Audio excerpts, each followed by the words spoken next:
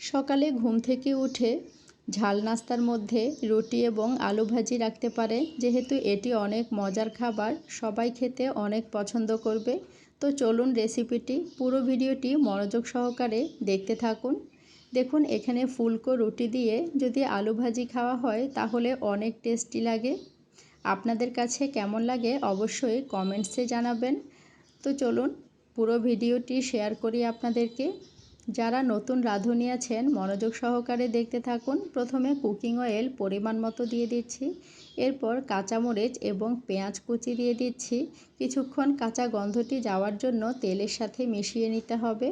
এরপর এখানে রসুন বাটা দিয়ে দিচ্ছি হাফ চা চামচের থেকেও একটু বেশি। এরপর কাঁচা গন্ধটি চলে যাওয়ার জন্য কিছুক্ষণ তেলের মধ্যে মিশিয়ে নিব। এরপর যখন কাঁচা গন্ধটি চলে গেছে বাকি মশলাগুলো দিয়ে দিতে হবে। এখানে হলুদ গুঁড়ো দিচ্ছি হাফ চা চামচের থেকেও বেশি, লাল মরিচ গুঁড়ো 1 চা চামচ, জিরা এবং ধনিয়া গুঁড়ো হাফ চা চামচের থেকেও বেশি। এরপর স্বাদ মতো লবণ দিয়ে দিচ্ছি। মশলাগুলো তেলের মধ্যে খুব ভালো করে মিশিয়ে নিতে হবে।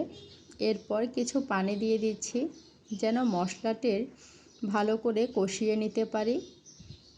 এরপর দেখুন উপরে যখন তেল ভেসে উঠেছে বুঝতে হবে মশলাটি ভালো করে কষিয়ে নেওয়া হয়ে গেছে। এখানে আলুগুলো ভালো করে ধুয়ে পানি ঝরিয়ে রেখেছিলাম, সবগুলো আলু এভাবে মশলার সাথে মিশিয়ে নিতে হবে। এপিট ওপিট মশলার সাথে ভালো করে মিশিয়ে নিয়ে ঢাকনা দিয়ে কিছুক্ষণের জন্য ঢেকে দিব। চুলার আঁচটি অবশ্যই লো টু মিডিয়ামে রাখতে হবে প্রথমে। এরপর যখন দেখবেন প্রায় কষিয়ে আসছে তখন জালটা একটু লো হিটেই করে দিবেন, তাহলে কিন্তু আলু ভাজিটা খুব ভালোভাবে হবে এবং নিচে কোনো দাগ লাগবে না। যে কোনো রান্না এবং ভাজির মধ্যে যদি দাগ লেগে যায় তাহলে খেতে একদম ভালো লাগে না, তাই অবশ্যই এই দিকটা খেয়াল রাখবেন।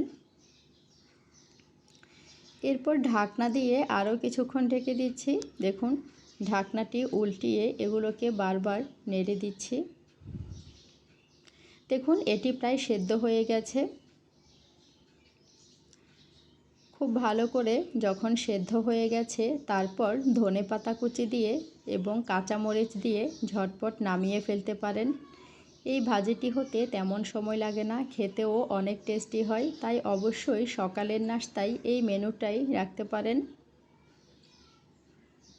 দেখুন দেখতে কতটাই লোভনীয় হয়েছে, দেখেই বোঝা যাচ্ছে। এবার রেডি হয়ে গেছে ঝটপট আলু ভাজি।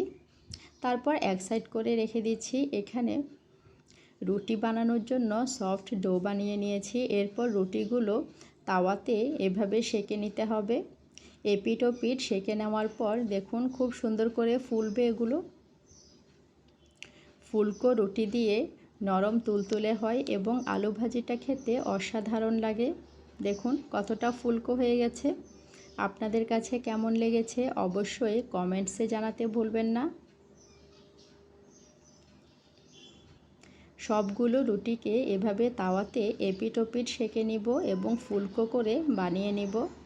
আজকের রুটি আলু ভাজি একেবারেই তৈরি হয়ে গেল। এভাবে আপনারা রুটি আলু ভাজি খেতে পারেন।